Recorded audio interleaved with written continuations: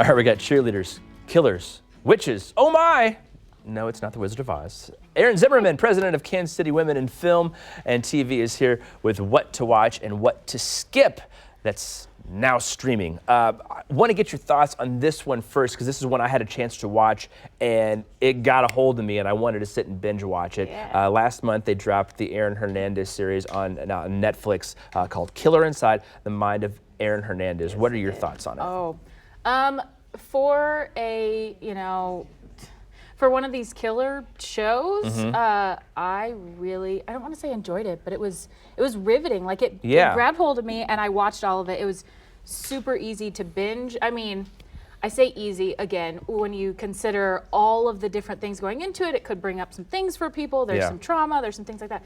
But it was fascinating. I think that's what I'm looking for, is the word fascinating. And I mean, I remember when everything happened and when he was in the news and he got arrested and all that stuff. But then what this documentary goes more into, I was like, oh, I had no clue. So many details that were not shared in mainstream media, because that's not what they're there to grab your attention, and that's about it. And this really dove into it even more, and it touches on all kinds of different things, including mental health and sexuality, and it's mind-blowing. And it's mind-blowing to think, to put yourself in someone else's shoes and think someone has secrets that are this strong for them. So I definitely recommend it. Yeah, definitely check that one out. And then when you're done, see, because people weren't thinking so highly about the documentary because some of the positions that it didn't investigate more. So a couple of different sides to that one, but definitely one to check out.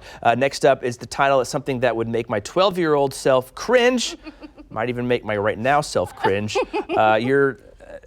And I'm only like, we've already had like the talk a little bit with my son, but it's called Sex Education. It is called Sex Education. And it's on Netflix. You know what's great about this show? There are so many great things about the show. I highly recommend it. It's easily bingeable.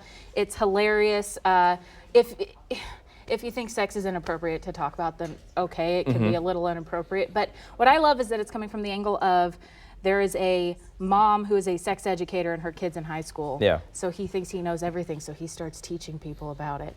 And oh my gosh, it's wonderful. And I know that this may sound ridiculous, but if you do watch it, you'll see, you will learn things that you were never taught in school, that no one has ever taught in school, and you're like, whoa. There's more just than just a banana and condoms? Yes. Oh, interesting. All right, we got to move on, because we got to get to this one. After a long day at school of work and work, we know we should be eating a good meal and sleeping. What should we be binging instead? I know one of your favorites, because we're all dressed up and we got these ready to go over here. Cheers! Cheers! Okay, so Cheers, the big one on Netflix right now. Everyone's been talking about this one.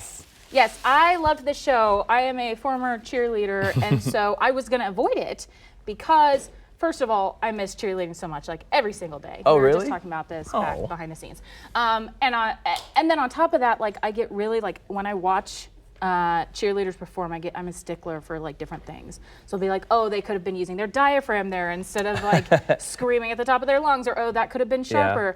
But I really enjoy this. And of course I was doing that the entire time, but it's easy to binge. Okay. Super easy to binge. And it's fascinating. And I hope that it shows people how much of a sport cheerleading can be. Oh my gosh. Because that's what I miss the most. I was the strong base, if you couldn't tell. I was the base. And I just miss throwing people up in the air and catching them. Well, we're glad you caught them. What's new coming up here this month streaming that you recommend? So this month, right now we've got AJ and the Queen, which is super campy. That's the RuPaul one, right? Yes, super campy, super great though. Yeah. Like, I love it.